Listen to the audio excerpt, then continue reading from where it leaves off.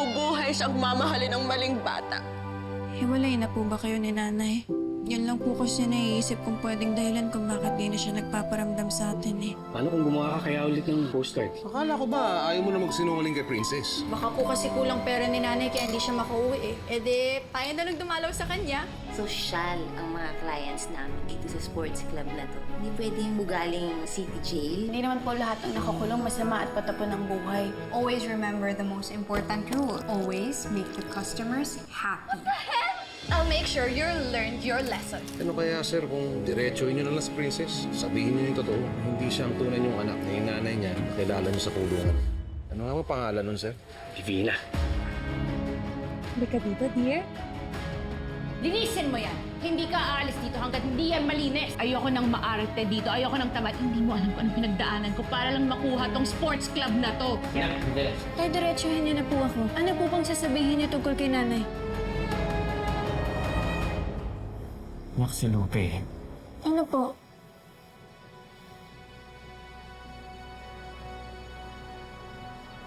May pinadala sa'yo si Lupe. Oo, dito. Talaga, tay? Oo. Tay, pinakaba pa ako eh. Kunin ko na yung cutter, tay. Ah.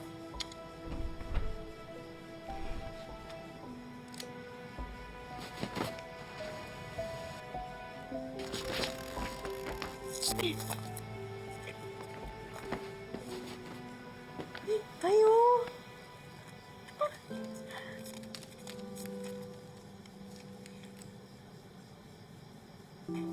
Dear Princess, congratulations, anak. Proud na proud ang nanay mo sa'yo. Sorry, dahil hindi ako makakauwi sa graduation mo. Lagi mong tatandaan na mahal kita. Mag-iingat ka parati. Love, nanay.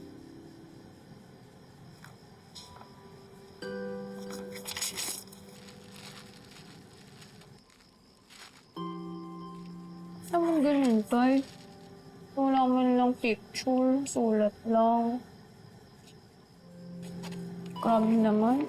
Lahat po ng tao nag-video call na eh. Si nanay, sulat pa rin. Anak, sorry ah. Hindi na matutupad yung wish mo eh. Di bali, pupunta naman ako sa graduation mo eh. Sapat na naman ako, di ba? Ayos lang po yun, tay. Ang importante, naalala pa rin po ako ni nanay.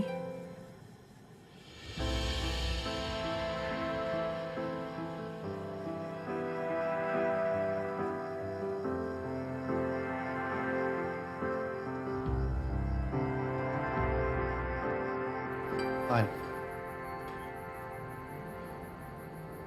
Han. Han.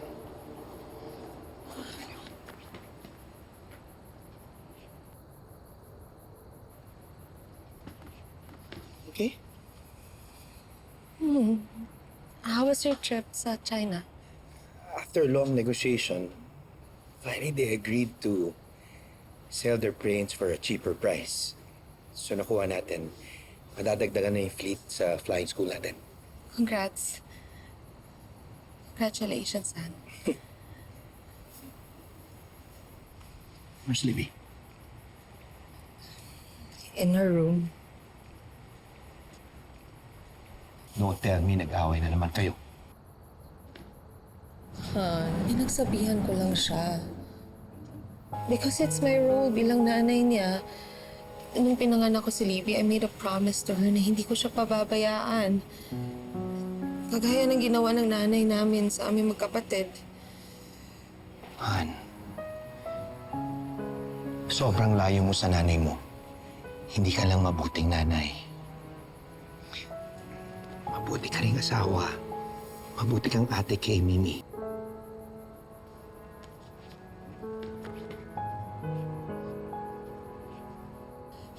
I just want our daughter to be responsible.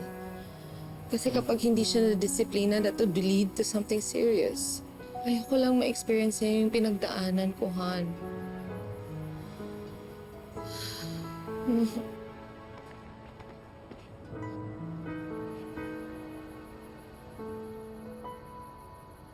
Ay, naku, mga anak!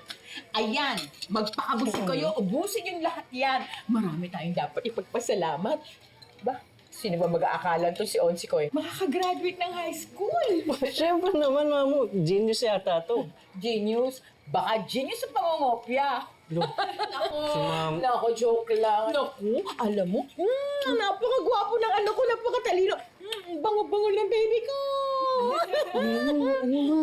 Nakakaya baka sabihin to ni Princess Mom's boy ako eh. Ay, naku. Mommy's girl din naman yan eh. Happy na yan. Sinulatan ng nanay Lupe niya.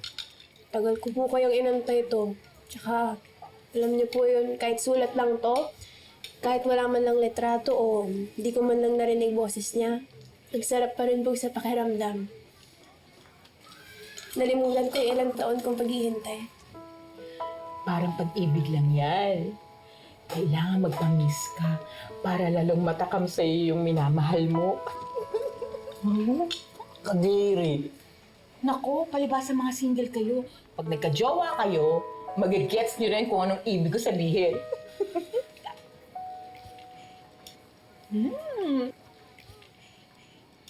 First bite.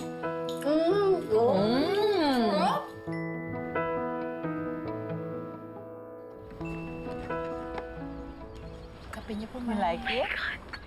Yes, Lola! Yours. Thank you so much. I'm glad you like it, Iha. Come on, try it on. I wanna see it on you. Thank you so much, Lola. So nice. Good morning. Hi. Ah, Yan. oh my God. Let me help you. There you go. Ayan, ang bagay-bagay sa'yo. Lalo kang gumanda, Iha. Just like you. Ma, hindi ba masyadong mahal yan? Of course not. Graduation gift ko yan sa kanya. She studied so hard, so she deserves a beautiful gift. Iniisip ko lang po kasi baka takaw attention sa magnanakaw. My apo naman doesn't hang out with criminals and bad people. Unlike someone I know.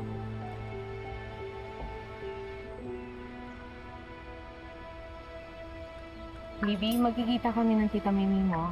Baka you wanna hang out with us? Bumalik na pala ang kapatid mo. Sinusustentohan mo ba siya ulit? I actually hired her as an assistant sa shop ko, ma. At gusto niya talaga makita si Libby. I see. I'm going out with Xavier. Nag-yes na ako sa kanya.